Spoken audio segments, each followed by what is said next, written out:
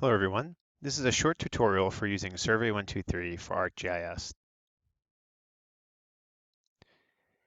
The Youth Search and Rescue in New Zealand are looking to update their story map journal to add in radio repeater locations for situational awareness. They can do this right from their ArcGIS Online homepage by clicking on the Apps tab in Survey123.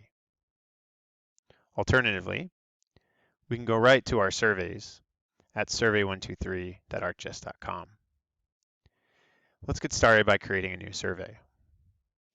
You'll see here you have two options. You can use Survey123 Connect, which is more for full smart form capabilities using a desktop application and Excel. Or we can get started quickly on the web for simple surveys that we author graphically. So click Get Started here. We'll give our survey a name, tags, and summary, and click Create, and that'll take us to a survey builder. We'll jump right into a survey that I'm in the middle of building. So here we're building the repeater site location Survey123 for the web. And the way this works is we simply drag and drop or add the different types of questions we have. From here we can edit the label, the hint, enter default values, validation to indicate if it's a required question, and we can even cache the answer to questions. But let's go through some of the questions I have here. So first we start with the full name of the person entering the data, their email address. Notice the email type here. We'll validate the emails using proper email structure. Site name. In this case, we've added a pretty extensive hint. Site access type. This is multiple choice, so the user can check more than one option. Site hazards. We want to know if there's any hazards on site. Notice here I've implemented a rule. We can decide that if they answer yes, then we ask them what type of hazard it is. Otherwise, they won't see that question. Here's the landowner's name, landowner phone number, who's the liaison, and then of course, we want to know the location. And we do this using the geopoint. With the geopoint, we can select the base map and the starting location for when they open up the map.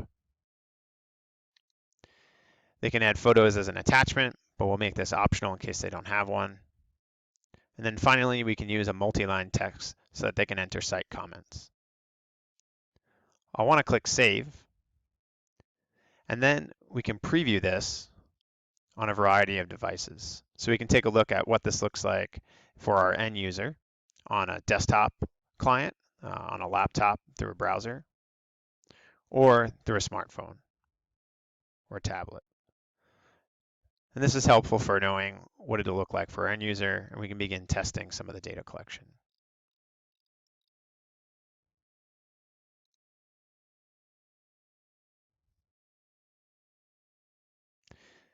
When we're done with the preview, we'll close that out. And if we're happy with our results, we simply hit publish.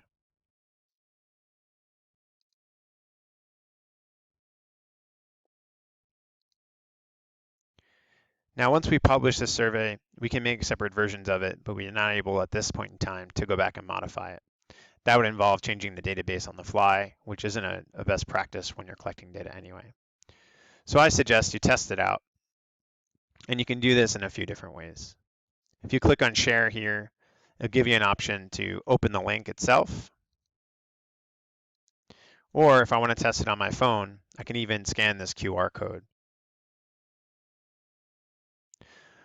Now, once the data has begun to be collected, we can use this Survey123 portal to check out our data. Now, there's no data in this survey right now, but if we go to My Surveys, we can look at a data collection survey that has already been used. This Analysis tab is sort of a dashboard that just allows us to see the incoming survey responses coming in. And we can even get a quick overview just to see the number of entries and when it was last used. So as a quick demonstration of how Survey123 on the web works, it's a great way to get started with data collection, and I encourage you to check it out.